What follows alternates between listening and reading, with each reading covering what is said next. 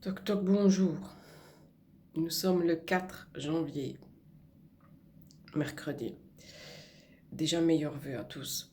J'espère que les fêtes se sont bien passées, que vous avez tous bien profité. Les retours niveau infiltration, niveau anticorps, etc., etc., etc. Bon, vous voyez déjà, hein. On a encore euh, les stigmates. Donc, on a fait le 15, le 17 et le 19 décembre les injections, les infiltrations, pardon, dans le nerf occipital.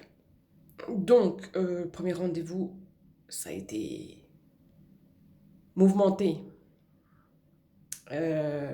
J'étais encore pas tout à fait prise au sérieux, on va dire entre guillemets.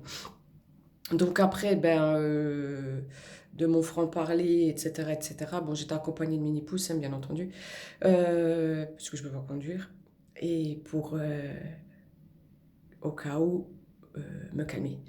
Donc, au bout de tergiversation, on a fait l'infiltration. S'en est suivi crise phénoménale. Ça a été très compliqué, mais j'ai géré. Enfin, j'avais pas le choix de toute façon. Donc, de là, le lendemain, j'avais une légère douleur en moins au niveau de la névralgie.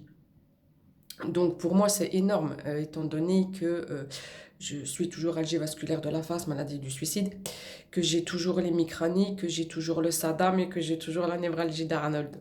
Et j'en passe, et le bruxisme. Donc voilà, il s'est avéré que pour moi, ça fait beaucoup. D'avoir une douleur en moins, ça me permet de gérer les autres. Mais, parce qu'il y a toujours un mais, l'AVF s'est fait plaisir. Au niveau des douleurs de fond, mais c'est juste, waouh, pas possible.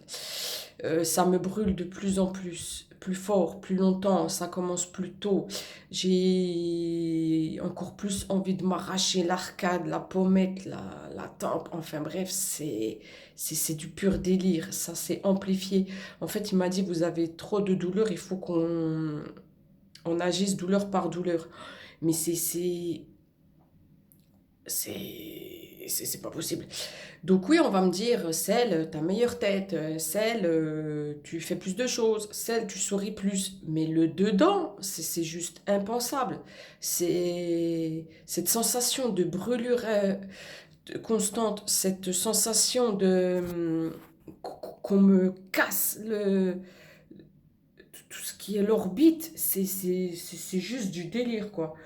Donc, le 17, on y retourne. Il me dit alors. Donc, déjà, il me voit arriver encore avec ma bouteille d'oxygène, mes lunettes de soleil et tout. Il me dit, ah, voilà le cosmonaute. Et je lui dis, ben voilà, j'ai un léger mieux au niveau de la nuque et du cou, mais le reste, la vie, fait pire. Il me dit, ah, vous me mettez en échec là. Je dis, oui, ben voilà. Et le jeudi soir, il m'avait parlé que, suivant les résultats, qu'on essayerait le lithium, qu'on essayerait un traitement de fond pour la migraine et que s'il fallait, on tenterait la kétamine. Donc voilà que j'étais quand même un cas.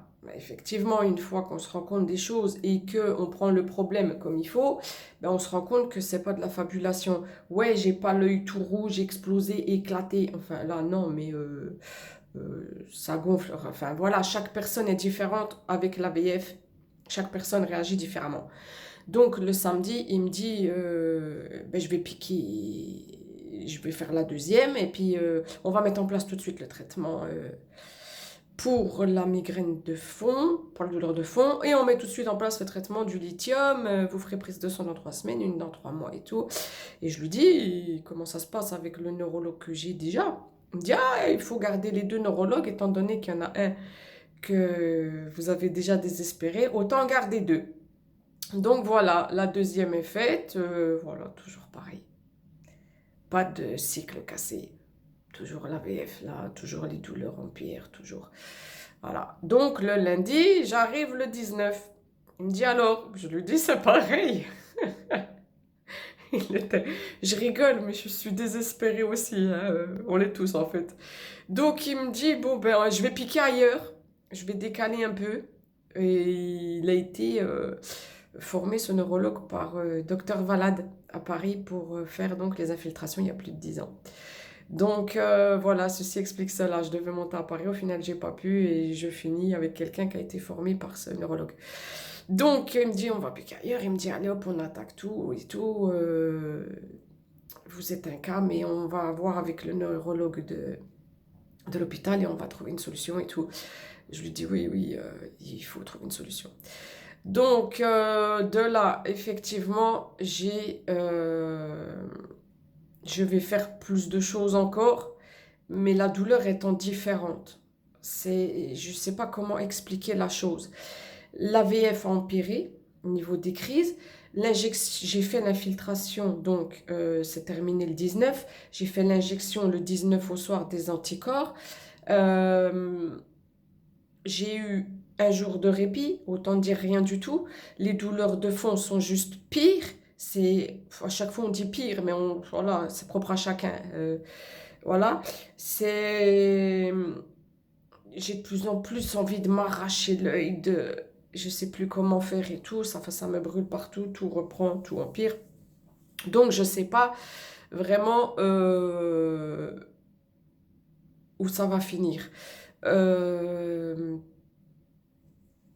Je pense qu'on va tenter la kétamine. Quand, je sais pas. Je voudrais casser ce cycle. Je m'en fous d'avoir encore des douleurs de fond, d'avoir que tout empire. Je veux que ce cycle soit cassé. Je suis depuis fin mars 2020 quand même euh, chronique sévère.